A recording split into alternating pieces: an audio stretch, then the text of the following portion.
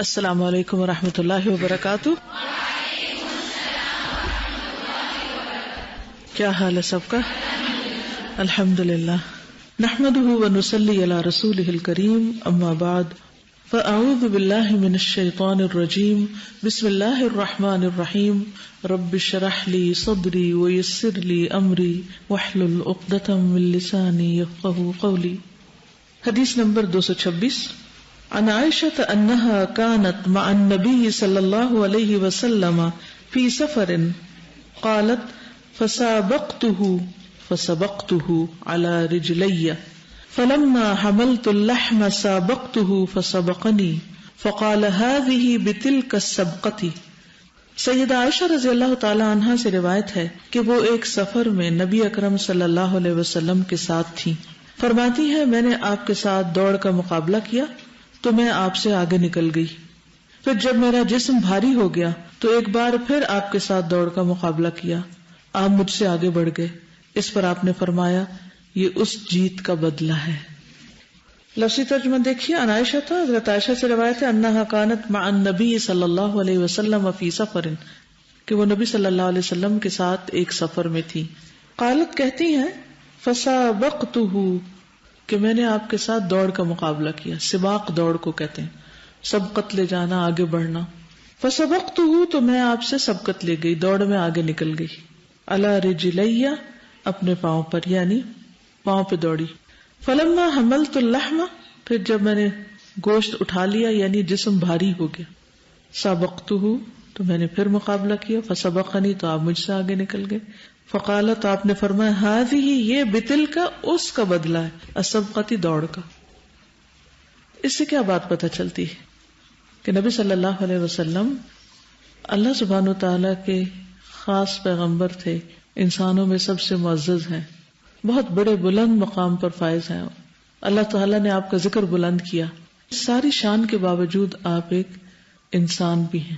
باقی چیزیں سب انسان پلس ہیں، لیکن آپ انسان ہے، اور انسانوں کے لیے ایک رہنما ہے، نمونہ ہے، اور بہترین نمونہ ہے.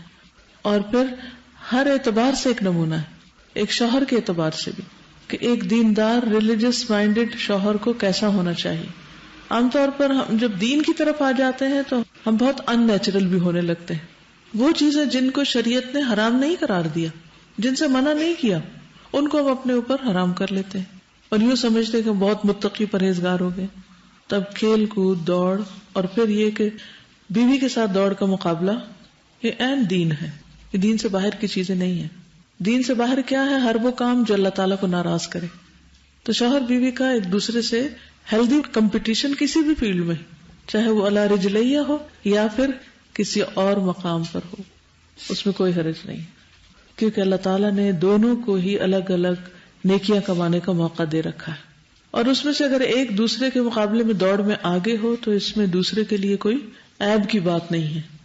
کبھی ایک شخص آگے نکل جاتا ہے، کبھی دوسرا آگے نکل جاتا ہے. تو جب دوڑ میں کوئی آگے نکل جائے تو اس پر نہ تو ناراض ہونا چاہیے اور نہ ہی رونا دھونا مچا دینا چاہیے، بالکل بچوں کی طرح. جب بھی اسکول کے کمپٹیشن ہوتے ہیں، جب اسپیچ کمپٹیشن تھا اور پوئمز کا، پوئٹری کا، اس کے بعد بھی جن بچوں کو انعام نہیں ملا انہوں نے خوب رونا دھونا کیا. ابھی پچھلے ہفتے ریسیٹیشن کا کمپٹیشن تھا، تلاوت کا، حسن قرات کا. میں نے پوچھا اس دفعہ تو نہیں کوئی رونا دھونا تھا؟ کہتے نہیں، بہت تھا. جن بچوں کو نہیں انعام ملا کچھ بہت رو رہے تھے. تو میں نے کہا بچے ہیں نا، اس لیے انہیں رونا ہے. آپ جتنا مرضی ان کو سمجھا لیں لیکن ان کو رونا ہے، کیونکہ ان کی عمر ہے، ابھی ان کو وہ بات سمجھ نہیں آ سکتی. وہ ہار کو اینڈ آف دا ورلڈ سمجھتے ہیں اور سمجھتے سب کچھ ہی لٹ گیا، سب ختم ہو گیا، تو اس لیے وہ روتے ہیں. کچھ لوگ بڑے ہو کر بھی بچے ہی رہتے ہیں. ان کو اس بات سے قطعاً خوشی نہیں ہوتی کہ دوسرا آگے نکل جائے. اگر کوئی اور آگے نکل جائے تو اس میں نقصان کی کیا بات ہے؟ ہمارا کیا نقصان ہے؟ ہمیں یہ دیکھنا چاہیے کہ ہم کس چیز میں آگے نکل سکتے ہیں. اور جیسے پہلے بھی میں نے عرض کیا کہ انسانوں کی کمپنی کو، انسانوں کے ساتھ کو غنیمت جانیے. بہت جلد سب سے جدا ہو جانا ہے، پھر آپ اکیلے رہ لیجئے گا، کیونکہ دوسروں کے ساتھ رہنے میں مشکلات ہوتی ہیں، ایک دوسرے کو برداشت کرنا پڑتا ہے، لیکن اس کے ساتھ ساتھ خوشی بھی ہوتی. انسان انس سے نکلا ہے، یعنی ایک دوسرے کے ساتھ ہی انس ہوتا ہے. انسان کی طبیعت میں ہے، اس کی فطرت میں ہے کہ وہ سوشلائز کرے. دوسروں کے ساتھ مل جل کر رہیں. لیکن جب ملے گا، جب برتن ٹکرائیں گے، مشکلات ہوں گی، کبھی کوئی آگے نکل جائے گا ہم سے، کبھی ہم کسی سے آگے نکل جائیں گے. تو دونوں طریقے سیکھنے پڑیں کہ اگر ہم کسی سے آگے نکلیں تو ہمارا رویہ کیا ہونا چاہیے، یہ بھی سیکھنے کی چیز ہے. اور اگر کوئی ہم سے آگے نکلے تو اس وقت ہمیں کیا کرنا چاہیے، جب ہم آگے نکلیں تو کیا سوچنا چاہیے، کیسے بہیو کرنا چاہیے. اگر آپ کسی مقابلے میں جیت گئے ہیں تو کیسے بہیو کریں گے؟ ھذا من فضل ربی، اس میں میرا کوئی کمال نہیں، اللہ نے اسباب مہیا کر دیے اور میں آگے نکل گیا. اور اگر پیچھے رہ جائے تو بھی اللہ کا شکر ادا کیا کریں کہ اللہ تعالیٰ نے اس میں پیچھے رکھ کر مجھے سیکھنے کا موقع دیا.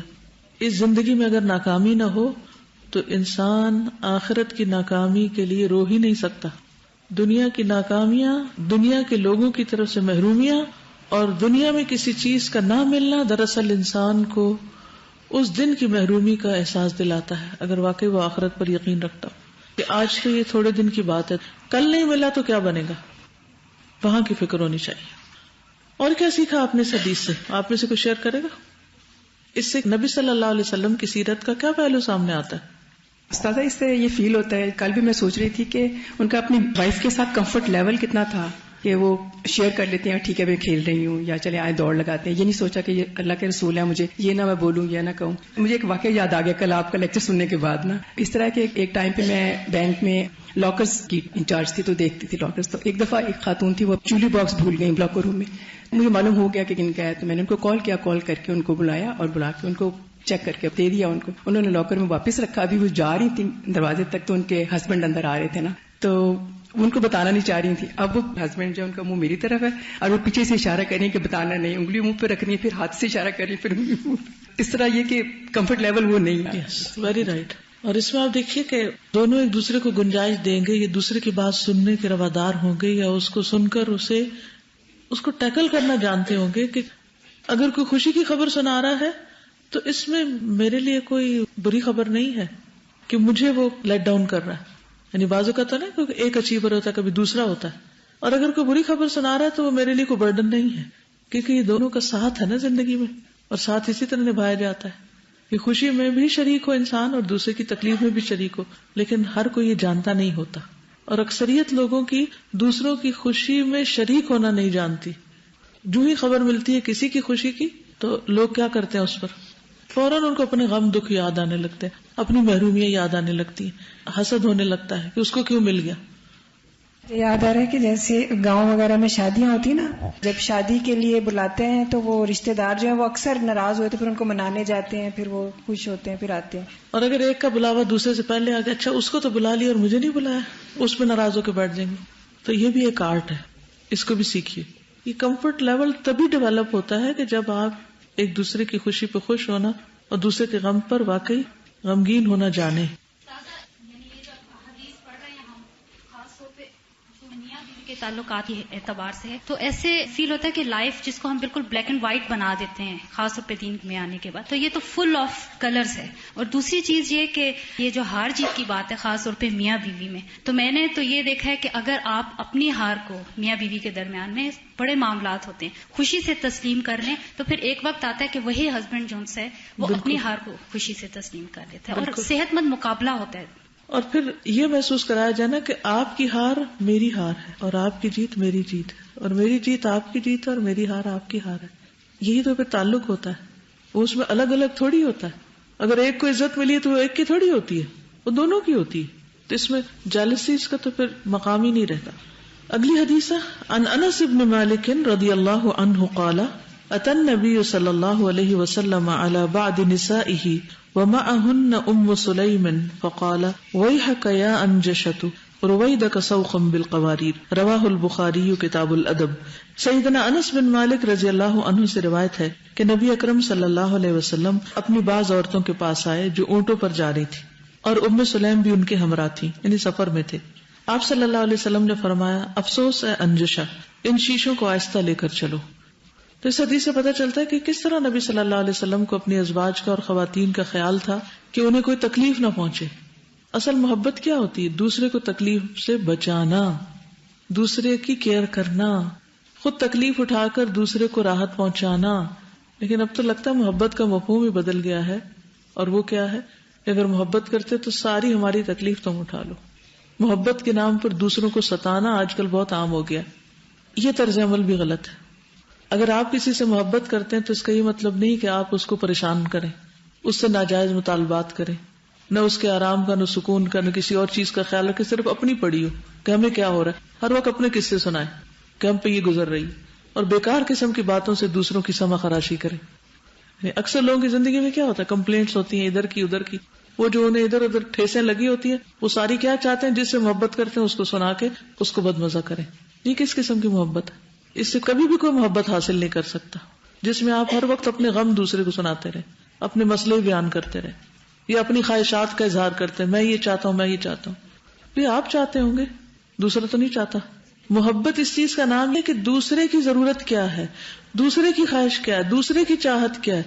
اور ہسبینڈ وائف کے ریلیشن شپ میں خاص طور پر محبت صرف آپ اس وقت ظاہر کر سکتے ہیں جب آپ دوسرے کی کیئر کریں، دوسرے کے بارے میں کنسرن ہو، اس کی ضرورت کو سمجھیں، نہ کہ اس کی ضرورت کو خود غرضی سمجھیں. مثلا ہسبینڈ اگر اپنی وائف سے کچھ چاہتا ہے اور وائف کہے کہ یہ بہت خود غرض ہے، اب بیوی کو اگر بھوک لگی ہے اور شوہر کہے کہ بڑی خود غرض ہے، اس کو بھوک کیوں لگی، اور شوہر کی بھوک کچھ اور ہو سکتی، تو بیوی اس کو اگر نیگیٹو میننگ میں لیتی ہے تو کبھی محبت قائم نہیں رہ سکتی. اب دیکھیں پیچھے بھی حدیث پڑھی ہے نا کہ حضرت عائشہ نے کہا کہ میرے سر میں درد ہے، تو آپ نے بتایا کہ میرے سر میں بھی درد ہے. وہ چاہے پہلے تھی یا اس درد کو سن کر ہوئی ہے جو بھی، تو دوسرا اگر تکلیف میں ہے تو اس تکلیف پر خوش نہیں ہونا، اس تکلیف پر تکلیف کا اظہار کرنا ہے، تب محبت کا اظہار ہوتا ہے. اب آپ دیکھیے کہ یہاں پر سفر ہے، سواری ہے، آپ نے دیکھا کہ جو اونٹوں کو لے جا رہا ہے وہ تیز چلا رہا ہے اونٹ، اور اونٹ کی سواری اتنی آسان نہیں ہوتی، اونٹ کی ہر کل ٹیڑھی ہوتی ہے اور اس پر سوار ہو کر بھی انسان کی ہڈیاں ہل جاتی، اور اگر وہ تیز چل رہا ہو تو اور زیادہ جھٹکے تیزی سے لگیں گے تو انسان زیادہ مشکل میں پڑے گا. تو جب آپ نے دیکھا کہ خواتین سوار ہیں اونٹوں پر، تو جو اونٹ چلا رہا تھا انجشا، آپ نے اس سے کہا ویحک، افسوس تجھ پر یا انجشا، رویدک سوقن، آہستہ چلو. سوقن سیاقہ ہوتا ہے نا، چلانا، سائق گاڑی کے ڈرائیور کو بھی کہتے ہیں، تو آہستہ چلو. رویدک نہیں ٹھہرنا. بالقواریر، قواریر کہتے ہیں شیشے کو، آئینے کو، اور شیشے کی بوتل کو بھی کہتے ہیں. عورتیں جو ہیں وہ شیشے کی طرح نازک ہوتی ہیں، اور ایک حقیقت ہے نا، شیشے پر اگر پانی بھی لگ جائے تو اس پر داغ پڑ جاتے ہیں، اور چھوٹی سی ٹھوکر لگ جائے تو اس میں کریک آ سکتا ہے، بال پڑ سکتا ہے. تو عورتوں کے مزاج، عورتوں کی جسمانی ساخت مردوں کے مقابلے میں نرم ہوتی ہے یا ڈیلیکیٹ ہوتی ہے، نازک ہوتی ہے. شوہر کو ویسے بھی اللہ سبحانہ وتعالیٰ نے قوام بنایا ہے، وہ پروٹیکٹر ہے خاندان کا، تو اس کو ایسی چیزوں کا خیال رکھنا چاہیے کہ میری بیوی کو کس چیز پر تکلیف ہو رہی، نہ کہ ڈرائیونگ وہ ایسی ریش کرے کہ جس میں ہر تھوڑی دیر کے بعد ایسی سخت بریک لگائے کہ اس کی کمر دوری ہو کر رہ جائے. کیونکہ مرد تو اسٹرانگ ہوتے ہیں، ان کو بعض اوقات گاڑیوں کے دھکے کچھ نہیں کہتے، لیکن عورتیں ہر مہینے ایک مشکل سے گزر رہی ہیں، کبھی پریگننسی میں گزر رہی ہیں، کبھی پریگننسی کے بعد، ڈلیوری کے بعد کی مشکل میں ہے، تو فزیکلی ڈیلیکیٹ ہیں. تو خواہ اونٹ کی سواری ہو یا پھر کار کی ہو، ان سب میں خیال رکھنا ضروری ہے. ورنہ کیا ہے کہ ایسے جھٹکے اور ایسی تکلیف سے جب ایک عورت گزرتی ہے اور وہ دیکھتی ہے کہ اس کے شوہر کو کوئی پرواہ نہیں، تو یہ چیز نفرت پیدا کرتی ہے دل میں. تو نبی صلی اللہ علیہ وسلم اس مزاج کو سمجھتے تھے. اللہ سبحانہ وتعالیٰ نے یہ حکمت عطا کی تھی، اس لیے آپ نے فوراً انٹرفیئر کیا اور ڈرائیور کو کہا کہ تم ایسے نہیں چلا سکتے. تو بڑا سبق کیا ہے اس حدیث میں؟ دوسروں کی کیئر کرنا، دوسروں کی ضرورت کا خیال رکھنا، دوسرے کی تکلیف کو محسوس کرنا، دوسرے کی ضرورت کو سمجھنا اور اس کو پورا کرنا. وہ خود کو کمپلین بھی نہیں کر رہی تھی، لیکن آپ نے خود ہی احساس کیا.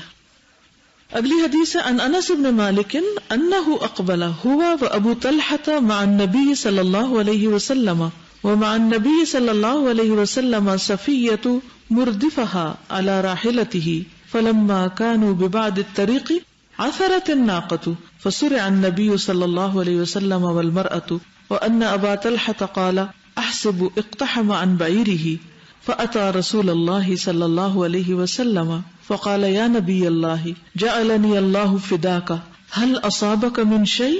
قال لا ولكن عليك بالمرأة فألقى أبو طلحة ثوبه على وجهه فقصد قصدها فألقى ثوبه عليها فقامت المرأة فشد لهما على راحلتهما فركبا. رواه البخاري.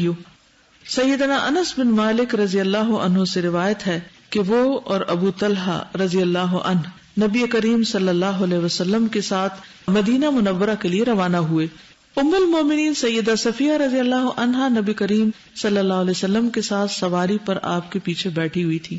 راستے میں ایک جگہ اونٹنی کا پاؤں پھسل گیا اور نبی کریم صلی اللہ علیہ وسلم اور ام المومنین نیچے گر گئے. انس کہتے ہیں کہ میرے خیال میں ابو طلحہ نے تقریباً اپنے آپ کو سواری سے گرا دیا، یعنی فوراً اترے اور فوراً رسول اللہ صلی اللہ علیہ وسلم کی خدمت میں حاضر ہوئے اور عرض کیا، اے اللہ کے نبی صلی اللہ علیہ وسلم، اللہ مجھے آپ پر قربان کرے، کیا آپ کو کوئی چوٹ تو نہیں آئی؟ نبی صلی اللہ علیہ وسلم نے فرمایا، نہیں، البتہ عورت کی طرف دھیان کرو. چنانچہ ابو طلحہ نے اپنے چہرے پر کپڑا ڈال لیا اور ام المومنین کی طرف بڑھے، پھر اپنا کپڑا ان کے اوپر ڈال دیا. اس کے بعد وہ کھڑی ہو گئی. ابو طلحہ نے پالان کی سواری کو دونوں کے لیے مضبوطی سے باندھا تو نبی صلی اللہ علیہ وسلم اور ام المومنین اس پر سوار ہو گئے. اس سے بھی پتہ چلتا ہے کہ نبی صلی اللہ علیہ وسلم نے عین اس وقت جبکہ آپ بھی گرے تھے، آپ کو بھی چوٹ لگی تھی، تو اپنی چوٹ سہ کر فوراً بیوی کی طرف توجہ کی.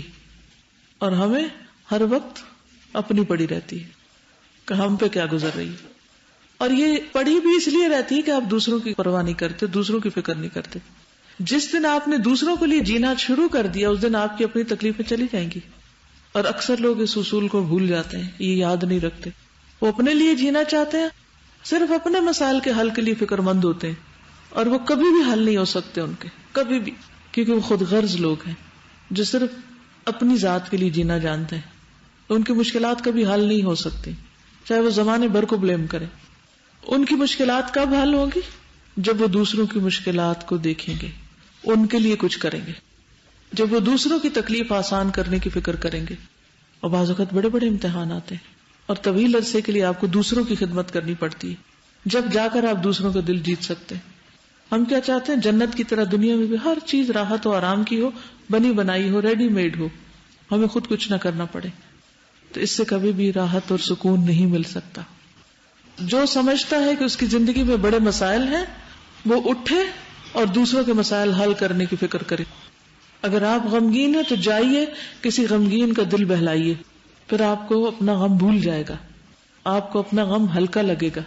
لیکن اگر آپ صرف اپنے ہی غم کو لے کے بیٹھے رہے تو سوائے رونے، آہوں، سسکیوں اور ڈپریشن کے کچھ نہیں حاصل ہوگا آپ کو، اور کبھی بھی آپ اس دلدل سے نکل نہیں سکتے. اپنی ذات کے خول سے باہر آئیے اور دیکھیے آپ سے زیادہ کتنے لوگ دکھی اور آپ سے زیادہ کتنے لوگ آپ کی مدد کے محتاج ہیں. اور نبی صلی اللہ علیہ وسلم کی سنت بھی یہی. ہم کتنی بار ایسے کریں گے کہ ہمیں چوٹ لگی اور دوسرے کو لگے تو اپنی بھول کے دوسرے کی ٹھیک کرنے لگ جائیں اور دوسرے کی فکر میں لگ جائیں. ہم تو اپنے ہی ہاتھ پہ پٹی باندھ کے ہر ایک کو دکھاتے پھریں گے، یہ دیکھو چوٹ لگی، چوٹ لگی، چوٹ لگی. جب تک سب کو نہ سنا بیٹھے چین ہی نہیں آئے گا ہم کو. ہر ایک کی ہمدردیاں لینا، اس کو سنا، اس کو سنا، اس کو سنا. کب تک ہمدردیاں لیتے رہیں گے؟ کس قدر گھٹیا عادت. اور ہم سمجھتے ہیں ہم مسئلے سنا سنا کے شاید ان کو کم کر رہے ہیں، حالانکہ کیا ہوتا ہے اتنے ہی اور بڑھ جاتے ہیں، کیونکہ سارا وقت اسی الجھاؤ میں پڑے ہوئے نا. کوئی تعمیری کام کرے اس کی بھی تعمیر آ جائے گی. جو اپنے آپ کو نہیں سلجھا سکتے کسی اور کام میں لگے وہاں سے اللہ آپ کو سکھائے گا. اس حدیث کی تھوڑی ڈیٹیل دیکھ لیتے ہیں. انس بن مالک، انس بن مالک روایت کرتے ہیں نبی صلی اللہ علیہ وسلم کے خادم تھے، ہر جگہ آپ کے ساتھ ہوتے تھے. انہ اقبل ہوا و ابو طلحہ مع النبی صلی اللہ علیہ وسلم، کہ وہ اور ابو طلحہ نبی صلی اللہ علیہ وسلم کے ساتھ آئے، یعنی ساتھ روانہ ہوئے، سفر میں آپ کے ساتھ تھے، یہ مطلب ہے. ومع النبی صلی اللہ علیہ وسلم صفیۃ، اور نبی صلی اللہ علیہ وسلم کے ساتھ اس دفعہ حضرت صفیہ تھی. پچھلے سفر میں ہم دیکھتے ہیں حضرت عائشہ تھی جہاں وہ دوڑ کا مقابلہ ہوا تھا، اب اس سفر میں حضرت صفیہ ساتھ تھی. مردفہ علی راحلتہ، راحلہ کہتے ہیں سواری کو، اور مردفہ ردیف سے ہے جو پیچھے بیٹھا ہوتا ہے، تو وہ آپ کے پیچھے بیٹھی ہوئی تھی. فلما کانوا ببعد الطریق، پھر جب وہ بعض رستے پر جا رہے تھے، عثرت الناقۃ، اونٹنی پھسل گئی، کوئی چیز آگے آ گئی، سلپ کر گئی، گر گئی. فسرع النبی صلی اللہ علیہ وسلم والمرأۃ، تو گرا دیے گئے نیچے نبی صلی اللہ علیہ وسلم اور خاتون، یعنی دونوں نیچے گرا دیے گئے. سرع کا مطلب ہے پچھاڑ دیے گئے، نیچے آ گرے. وان ابا طلحہ، اور ابو طلحہ قال کہتے ہیں انس، احسب میں سمجھتا ہوں، اقتحم عن بیرہ، کہ وہ اپنے اونٹ سے گر گئے. وہ کیوں گر گئے؟ ساتھ ہی انہوں نے کیوں گرا دیا خود کو؟ فوراً مدد کو پہنچنے کے لیے انہوں نے اپنا آپ نہیں دیکھا بلکہ مدد کے لیے آگے لب کے. اس سے آپ اندازہ لگائیے کہ صحابہ کرام کا کردار کیا تھا اور ان کا طریقہ کار کیا تھا, اور خصوصاً نبی صلی اللہ علیہ وسلم کے لیے ان کے جذبات کیا تھے اور کیسی محبت تھی کہ فوراً مدد کو آگے لب کے. یہ نہیں سوچا اچھا جاؤں کہ نہ جاؤں, جاؤں گا تو کیا ہوگا, نہ جاؤں تو کیا ہوگا. فَأَتَى رسول اللہ صلی اللہ علیہ وسلم, تو وہ نبی صلی اللہ علیہ وسلم کے پاس آئے. فقال, کہنے لگے یا نبی اللہ, اے اللہ کے نبی, جعلنی اللہ فداک, جعلنی بنا دے مجھے اللہ تعالی فداک, آپ پر فدا, یعنی اللہ مجھے آپ پر فدا کر دے, میں آپ پر قربان. هل اصابک من شیء, کیا آپ کو کوئی تکلیف پہنچی؟ قال لا, فرمایا نہیں. ولکن علیک بالمرأة, لیکن آپ خاتون کو دیکھی, مجھے چھوڑیے خاتون کی طرف جائیے. ایک طرح سے اجازت بھی لے لی. فألقى ابو طلحة ثوبه على وجهه, تو ابو طلحہ نے اپنا کپڑا اپنے چہرے پہ ڈالی, قریب جانا تھا نا اب خاتون کے. فقصد قصدها, تو ان کا ارادہ کیا.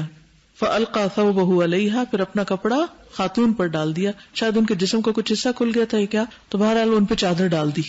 اس سے کیا پتا چلتا ہے کہ پہلا کام کیا ہے, دوسرے کا سطر ڈھانپا جائے. فقامت المرأة, تو کھڑی ہو گئی خاتون, حضرت صفیہ کھڑی ہو گئی. فشد لهما على راحلتهما, تو انہوں نے ان کی سواری پر پھر پالان مضبوط باندھ دیا. فرکبا, پھر دونوں سوار ہو گئے, یعنی ان کو اٹھایا اور دوبارہ وہ جو سلپ ہوا تھا سارا کجاوا نیچے آیا تو واپس رکھا, اس کو مضبوط باندھا اور آپ کو دوبارہ سوار کر دیا. اس میں ایک طرف ابو طلحہ کا کردار بھی بہت نمایاں ہو کے سامنے آتا ہے, اور دوسری طرف خود نبی صلی اللہ علیہ وسلم کہ کس طرح انہوں نے اپنی بیوی کا خیال رکھا اور کس طرح اپنی ذات پر اپنی بیوی کو ترجیح دی. صحابہ کرام کا جو احترام نظر آ رہا ہے نا رسول اللہ صلی اللہ علیہ وسلم کی وائفز کے لیے, تو بہت ہی خوبصورت ہے کہ اپنا یعنی چہرہ خود ڈھانپ لیا کہ میں مطلب نہ دیکھوں یا ایسی کوئی چیز نظر نہ آئے, یا وہ ان کے قریب جانے پر وہ محسوس نہ کریں. جی, پچھلی حدیث میں بھی اور اس حدیث میں بھی آپ صلی اللہ علیہ وسلم نے بولا ہے نا کہ پہلے میں شیشوں کا لفظ اور دوسرے میں خاتون. مجھے بہت اچھی لگی کہ مطلب کبھی کبھی تو آپ نام لے کے بھی کہتے ہو لیکن ایک عزت والی فیلنگ آ رہی تھی. بالکل. استاذہ مجھے تو یہ فیل ہوا یہ پڑھ کے سن کے کہ اب ایسے مرد بننے بند ہو گئے ہیں رسول پاک جیسے. پھر امت تو آپ ہی کی ہے نا, پھر وہ کردار تو ہونا چاہیے نا.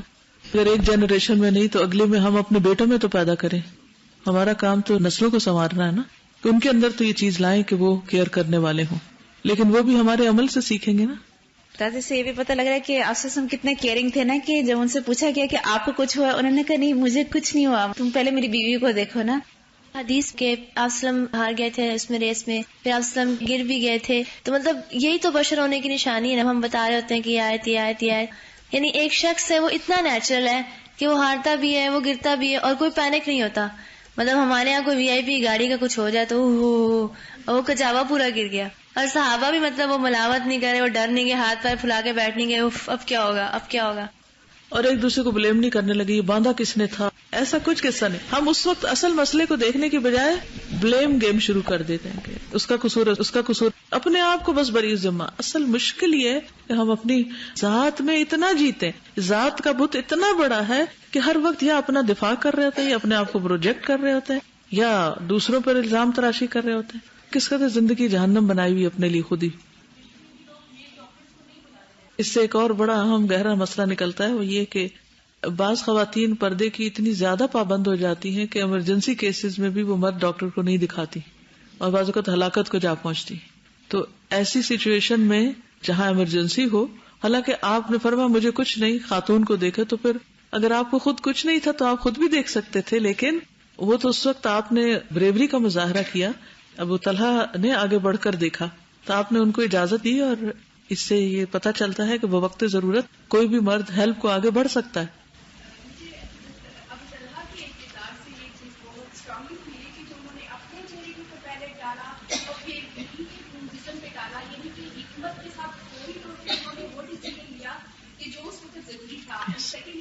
جیسے آج بھی ہم سن رہے تھے کہ actions are more louder than words, تو انہوں نے اپنے ایکشن سے بھی وہ فوراً ثابت کر دیا کہ اگر وہ آنکھیں بند کرتے یا ادھر ادھر دیکھتے تو شاید وہ اچھی طرح سے ان کو بھی کام نہیں کر سکتے. بالکل. حضرت انس ساتھ پوری رپورٹنگ کر رہے ہیں کیا ہو رہا ہے, اور وہ صرف حدیث بیان کرتے ہیں, خود آگے نہیں بڑھتے ہیں. چھوٹے تھے نا ویسے بھی ابھی. چلیے آگے چلتے. عن عائشہ رضی اللہ عنہا قالت قال لي رسول الله صلى الله عليه وسلم إني لأعلم إذا كنت عني راضية وإذا كنت علي غضبا. قالت فقلت من أين تعرف ذلك؟ فقال أما إذا كنت عني راضية فإنك تقولين لا ورب محمد، وإذا كنت علي غضبا قلت لا ورب إبراهيم. قالت قلت أجل والله يا رسول الله ما أهجر إلا اسمك. رواہ البخاری کتاب النکاح. سیدہ عائشہ رضی اللہ عنہا سے روایت ہے کہ رسول اللہ صلی اللہ علیہ وسلم نے مجھ سے فرمایا میں جان لیتا ہوں جب تم مجھ سے خوش ہوتی ہو اور جب تم مجھ سے ناراض ہوتی ہو. میں نے پوچھا آپ کیسے جان لیتے ہیں؟ آپ نے فرمایا جب تم مجھ سے خوش ہوتی ہو تو کہتی ہو نہیں محمد کے رب کی قسم صلی اللہ علیہ وسلم، اور جب تم مجھ سے ناراض ہوتی ہو تو کہتی ہو نہیں ابراہیم کے رب کی قسم. سیدہ عائشہ کہتی ہیں میں نے کہا بے شک آپ سچ کہتے ہیں، اللہ کی قسم اے اللہ کے رسول صلی اللہ علیہ وسلم. غصے میں صرف آپ کا نام زبان سے نہیں لیتی، یعنی دل سے محبت نہیں چاہتی، صرف اوپر سے کر رہی ہوتی. اس لیے پتہ چلتا ہے کہ نبی صلی اللہ علیہ وسلم بھی حضرت عائشہ کے مزاج کو کس قدر سمجھتے تھے کہ گفتگو میں کہاں ٹون چینج ہو جاتی ہے، کہاں الفاظ تبدیل ہو جاتے. یہ صرف وہی بتا سکتا ہے جو دوسرے شخص میں گہری دلچسپی رکھتا ہو اور اس کی ساری چیزیں اس کو معلوم ہو. یہ نہیں کہ ویسے ساتھ رہ رہے ہیں لیکن ایک دوسرے کی عادتوں کا کچھ پتہ نہیں کہ الفاظ میں تبدیلی کب آتی ہے اور مزاج میں کب آتی، خوشی کب ہوتی ہے اور غم کب ہوتا ہے. کیونکہ جب تک کسی کا مزاج سمجھ نہ آئے اس سے ڈیلنگ بھی مشکل ہوتی، اور پھر جب سمجھ ہی نہیں تو ڈیل کرتے ہیں تو الٹا ہی کر جاتے ہیں، وہ پہلے سے بھی معاملہ بگڑ جاتا ہے. لفظی ترجمہ دیکھیے. عن عائشہ رضی اللہ تعالی عنہا قالت، حضرت عائشہ کہتی ہیں قال لی رسول اللہ، فرمایا مجھ سے رسول اللہ صلی اللہ علیہ وسلم نے، انی لأعلم، بے شک میں خوب جانتا ہوں، اعلم زیادہ جانتا ہوں، اچھی طرح پتا ہے مجھے، اذا کنت انی راضیۃ کہ تم کب مجھ سے راضی ہوتی ہو، واذا کنت علی غضبا اور جب تم مجھ پر ناراض ہوتی ہو، مجھے وہ بھی سمجھ آ جاتی. اب اس میں بھی آپ یہ نہیں کہتے کہ تمہیں نہیں پتا میں کب خوش ہوتا ہوں کب ناراض ہوتا ہوں، بلکہ پھر دوسرے میں انٹرسٹ ہے کہ آپ کی خوشی اور آپ کا غصہ مجھے اچھی طرح سمجھ میں آ جاتا ہے، یعنی میں تمہاری اتنی کیئر کرتا ہوں. قالت فقلت، کہنے لگی میں نے کہا من این تعرف ذلک، یہ آپ کو کہاں سے پتہ چلتا ہے؟ انہیں بھی انٹرسٹ ہوا، بات کو مزید بڑھایا. فقال، تو فرمایا اما اذا کنت انی راضیۃ، جب تم مجھ سے راضی ہوتی ہو، فانک تقولین، تو تم کہتی ہو لا نہیں ورب محمد، محمد صلی اللہ علیہ وسلم کے رب کی قسم، واو یہاں قسم کے لیے. واذا کنت علی غضبا، اور جب تم مجھ پر ناراض ہوتی، غضبہ جو ہے یہ غضبان سے ہے یعنی مبالغے کا صیغہ. قلتی، تو تم کہتی ہو لا ورب ابراہیم، قسم ہے ابراہیم کے رب کی، یعنی میرا نام نہیں لیتی. قالت، کہتی ہیں قلت اجل، بالکل ٹھیک کہا آپ نے، واللہ یا رسول اللہ، قسم ہے اللہ کی، اللہ کے رسول، ما اہجر، نہیں میں چھوڑتی، الا اسمک، مگر آپ کا نام، یعنی محبت نہیں کرنا چھوڑ دیتی یا تعلق ختم نہیں ہوتا، صرف نام لینا چھوڑتی. تو اس سے کیا پتہ چلتا ہے کہ ہسبینڈ وائف کے درمیان چھوٹی موٹی مس انڈرسٹینڈنگ، کوئی غلط فہمی، کیونکہ انسان ہے نا تو کہیں نہ کہیں کوئی ناراضگی کی بات بھی ضرور ہوگی، اور وہ بھی اس لیے ہوتی ہے کہ پھر پہلے سے زیادہ محبت پیدا ہو جائے. تو وہ سب بھی چلتا تھا اور پھر اس کو بھی سمجھا جاتا تھا. اتنی انڈرسٹینڈنگ، اصل میں اچھے ریلیشن شپ اچھی انڈرسٹینڈنگ سے ہی پیدا ہوتے ہیں، اور اچھی انڈرسٹینڈنگ دوسرے میں دلچسپی لینے سے آتی.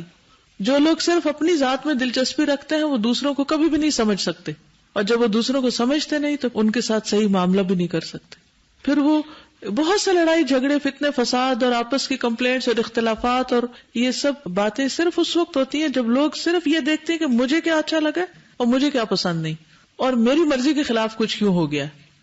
جب وہ دوسروں کے اندر دلچسپی لینے لگیں گے تو ان کو اچھی طرح سمجھ آئے گا کہ دوسرے کو کوئی بات کیوں نہیں سمجھ آ رہی، تو وہ دوبارہ سمجھانے کی کوشش کرے گا، اور اس سے پھر جھگڑے فساد نہیں ہوں گے.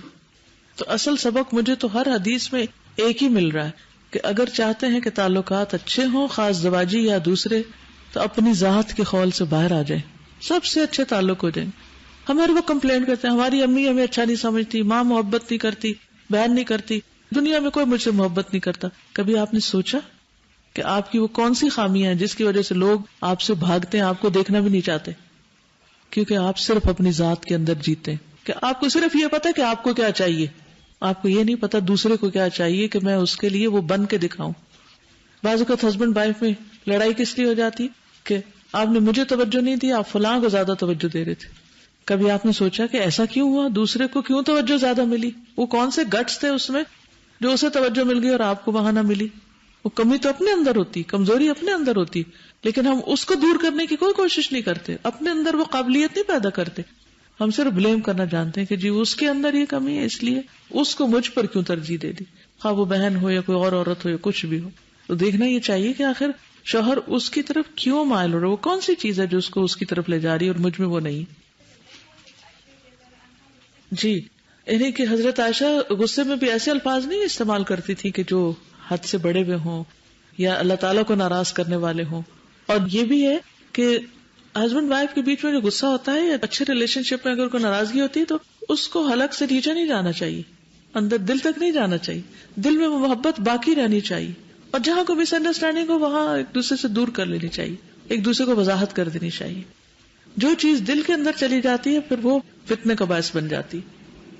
اس حدیث سے نبی صلی اللہ علیہ وسلم کا کتنا پیارا کردار سامنے آ رہا ہے کہ ان کے اوپر امت کی کتنی بھاری ذمہ داری تھی، کتنے چیلنجز تھے. وہ چاہتے تو جیسے عام آدمیوں کی طرح کہہ سکتے تھے کہ میرے پاس تو فرصت ہی نہیں ہے، وہ ڈیپ ریلیشن شپ میں جاتے تھے، جھانکتے تھے اور اہمیت دیتے تھے اپنی. بہت اچھا پوائنٹ. کہیں کسی بھی کیس میں آپ کو یہ نظر نہیں آئے گا کہ آپ یہ معذرتیں کر رہے ہو، میرے پاس ٹائم نہیں تمہارے لیے. اتنی مصروفیات کے باوجود بھی آپ ازواج کے لیے کس قدر وقت نکالتے تھے، اور یہاں آج ایک بیوی کے مطالبے اور فرمائشیں پوری کرنی ممکن نہیں ہوتی. اگلی حدیث ہے عن عائشہ قالت افتقدت النبی صلی اللہ علیہ وسلم ذات لیلۃ فظننت انه ذهب الى بعض نسائه فتحسست ثم رجعت فإذا هو راكع أو ساجد يقول سبحانك وبحمدك لا إله إلا أنت فقلت بأبي أنت وأمي إني لفي شأن وإنك لفي آخر. رواہ مسلم کتاب الصلاۃ. سیدہ عائشہ رضی اللہ تعالی عنہا سے روایت ہے، فرماتی ہیں کہ ایک رات میں نے رسول اللہ صلی اللہ علیہ وسلم کو اپنے پاس نہ پایا تو میں سمجھی شاید آپ کسی اور بیوی کے پاس گئے، فوراً گمان. پھر میں نے آپ کو تلاش کیا اور واپس لوٹی تو آپ رکوع یا سجدے میں تھے اور فرما رہے تھے سبحانک و بحمدک لا الہ الا انت. میں نے کہا میرے ماں باپ آپ پر قربان، میں دوسرے خیال میں تھی اور آپ کس حال میں ہیں. یہ ہوتا ہے انسان. اور اچھا انسان کون سا ہے؟ جو اپنی غلطی دیکھ لے اور پھر اعتراف بھی کر لے اور پوری دنیا کے سامنے اعتراف کر لے. حضرت عائشہ کی یہ حدیث سب کے سامنے ہے، خود اپنے بارے میں بتا رہی ہے کہ میں غلطی پر تھی. آج کون اپنی غلطی تسلیم کرتا ہے؟ جسٹیفائی کریں گے نہیں، میں نے اس لیے سوچا تھا کیونکہ وہ تھے نہیں، تو میں تو بالکل برحق تھی اپنی سوچ میں. یہ نہیں دیکھیں گے کہ اس کے بعد کیا ہوا. لفظی ترجمہ دیکھیے. عن عائشہ تھا، حضرت عائشہ سے روایت ہے، قالت کہتی ہیں افتقدت النبی صلی اللہ علیہ وسلم ذات لیلۃ. افتقدت گم پایا میں نے النبی نبی صلی اللہ علیہ وسلم کو ذات لیلۃ ایک رات. فظننت میں نے گمان کیا انہ ذهب الى بعض نسائه کہ آپ شاید اپنی کسی اور بیوی کی طرف چلے گئے. فتحسست تو میں نے تلاش کیا، آتا نا سورۃ یوسف میں فتحسست ثم رجعت، پھر میں واپس آ گئی، مجھے نہیں ملے. فاذا هو راکع او ساجد دیکھا تو آپ رکوع سجدے میں ہیں. یقول کہہ رہے ہیں سبحانک و بحمدک، پاک ہے تو اور تیری تعریف کے ساتھ میں تیری تسبیح کرتا ہوں. لا الہ الا انت، تیرے سوا کوئی معبود برحق نہیں. فقلت تو میں اپنے آپ سے کہنے لگی بے ابی انت و امی، میرے ماں باپ آپ پر قربان. انی لفی شأن، میں ایک حالت میں، و انک لفی آخر، یعنی میں آپ کے بارے میں کیا سوچ رہی ہوں اور آپ کسی اور ہی حال میں ہیں. تو جب بھی کبھی شوہر کے بارے میں بدگمانی آئے، شوہر کو بیوی کے بارے میں، تو ضرور بینیفٹ آف ڈاؤٹ دے. یہ نہیں کہ وہ جو بدگمانی آئی پہلے اس کو خود ہی سوچ لیا، پھر اس کو یقین کا درجہ دے دیا اور پھر اس کے مطابق دوسرے سے وضاحتیں لینی شروع کر دی. اس سے جھگڑے پیدا ہوتے ہیں. تصویر کے دونوں رخ دیکھ کر، کسی بھی معاملے کا دوسرا پہلو دیکھ کر پھر فیصلہ کرنا چاہیے. بعض اوقات ہم دوسرے سے پوچھنے کی زحمت گوارا نہیں کرتے. بہت بڑی مشکل یہ ہوتی ہے کہ ہمیں اگر کسی کے بارے میں کوئی بدگمانی ہو گئی تو ہم اس کو اپنے دل میں رکھیں گے، پھر اس کو پکا کرتے چلے جائیں گے، پھر اپنے معاملات اس کے مطابق کریں گے اور دوسرے سے نہیں پوچھیں گے کہ ایسا کیوں ہوا. ایک چھوٹی سی مثال، میرے واش روم میں ایک ٹاول رکھا ہوا تھا چھوٹا سا، تو وہ مجھے نہیں ملا. اچھا، اس ٹاول کے نیچے ہی ایک بن رکھا ہوا تھا، تو میرے ذہن میں خیال آیا کہ وہ بن میں گرا ہوگا اور بن کے ساتھ ہی وہ باہر پھینک دیا گیا ہوگا. تو میں نے متعلقہ شخص سے پوچھا یہاں ٹاول تھا، وہ کہاں گیا؟ اس کا مجھے نہیں پتا. میں نے کہا اس بن میں ہوگا اور وہ باہر پھینک گیا. نہیں ایسا کچھ نہیں ہوا. تو میں نے سوچا اگر ایسا بھی نہیں ہوا اور ایسا بھی نہیں تو وہ کہاں گیا؟ میں نے بن کو ہٹا کے پیچھے دیکھا تو وہاں گرا ہوا تھا. تو میں نے اپنے آپ کو ملامت کی کہ میں نے یہ سوچا بھی کیوں کہ دوسرے نے کیئر لیسنس کی ہے اور بن کے ساتھ اس کو باہر پھینک دیا گیا. لیکن پہلا خیال تو ہمارا یہی ہوتا نا, ہم دوسرے کو غلط ثابت کر رہے ہوتے ہیں. لیکن جب دوسرا اپنی صفائی دیتا ہے تو پھر ہم اس کو ماننے کی بجائے بعض اوقات اصرار کرتے نہیں تم ہی غلط ہو, اور اگر وہ نہ مانے تو زبردستی منوانا چاہتے اور لڑائی کر کے بات ختم کر دیتے. تو جب دوسرا اپنی صفائی پیش کر دے تو پھر معاملے کا ایک تیسرا رخ بھی دیکھا جائے, یعنی اپنی سوچ اور دوسرے کی سوچ کے بعد ایک اور بھی تو کوئی آپشن ہو سکتی کہ وہ چیز کہاں ہوگی. اور دن میں کئی ایسے ٹیسٹ آتے ہیں کہ جب انسان کو دوسرے کے بارے میں غلط فہمی ہوتی ہے تو اس کا اصل حل کیا ہے کہ اپنی رائے سے دوسرے کو آگاہ کر دیا جائے, اس کو بتا دیا جائے, اس سے پوچھ لیا جائے, وضاحت لے لی جائے. ہم اس سے تو قطعاً نہیں پوچھیں گے, اور کس سے پوچھیں گے؟ ادھر ادھر فوراً غیبت شروع کر دیں گے. تو ہماری اکثر باتیں پھر جھوٹ میں بھی شمار ہو جاتی کیونکہ بلا تحقیق ہم بیان کر رہے ہوتے ہیں. ہسبینڈ وائف کے ریلیشن شپ کی خرابی کی ایک بڑی وجہ غلط فہمیوں کا ہونا اور دوسروں کا غلط فہمیاں ڈال دینا. یعنی کبھی کوئی رشتہ دار غلط فہمی ڈال دیتا ہے, اس سے کیا ہوتا ہے کہ وہ شوہر کے کان بھرے ہوئے ہوتے ہیں تو وہ غضبناک ہوتا ہے. اب اس کے غضب سے ہم بھی غضبناک ہو جاتے. اس کی بجائے کیا کرنا چاہیے کہ دوسرے کو کمفرٹ لیول وہ دیں کہ آپ مجھ سے جو پوچھنا چاہیں پوچھ لیں, آپ کے ذہن میں جتنے سوال ہیں آپ جان لیں, معلوم کر لیں.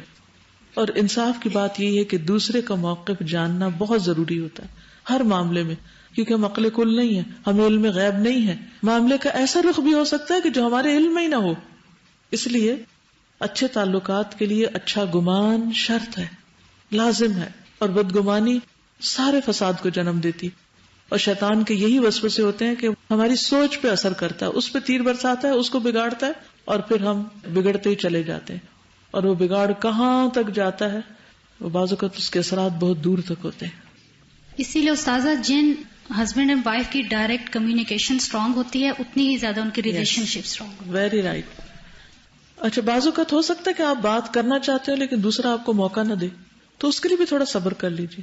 اور جب بات کریں تو ری کر کے نہیں, یا صرف اعتراض کے انداز میں نہیں, اس کو ایک بالکل نیوٹرل وے میں, نیچرل وے میں بیان کرنے کی کوشش کریں کہ اس معاملے میں مسئلہ ہی. اللہ تعالیٰ مومن کو ایسی فراست بھی دیتا ہے, اگر آپ کے اندر تقویٰ ہوگا نا, اللہ کا ڈر ہوگا, اور آپ کسی کے خلاف بات نہیں کر رہے ہوں گے, بس اپنا موقف بیان کر رہے ہوں گے, تو وہ دوسرے کو سمجھ بھی آ جاتا ہے. جب آپ اعتراض کے انداز میں یا صرف ایک نفرت کے انداز میں دوسرے کی تصویر کشی کر رہے ہوتے ہیں تو پھر اس میں مشکل ہوتی ہے. مثلا ساس کے خلاف کبھی بھی کوئی عورت کیوں نہیں سوچتی کہ وہ اپنے شوہر کو جب اس کی ماں کی بات کر رہی ہوتی تو وہ کتنا بڑا غلط کام کر رہی ہوتی, کیونکہ شوہر کی وہ ماں ہے, اور ماں کچھ بھی ہو وہ ماں ہوتی ہے. آپ اپنی ماں کے بارے میں سوچیں, چاہے وہ غلط ہو, کیا آپ اس کو غلط قرار دیں گے؟ نہیں دے سکتے. تو شوہروں کو مجبور نہ کریں ان کی ماؤں کے بارے میں بری باتیں کر کے, آپ کی اتنی قیمت گھٹتی جائے گی. اگر کچھ وضاحت کرنی بھی پڑے تو اچھے انداز میں احترام سے بات شروع کر کے, خواہ وہ دوسری عورت غلط ہی کیوں نہ ہو, اس طریقے کو سیکھیے. آخر دعوانا الحمدللہ رب العالمین. سبحانک اللہم و بحمدک, اشہد ان لا الہ الا انت, استغفرک و اتوب الیک. السلام علیکم و رحمۃ اللہ وبرکاتہ.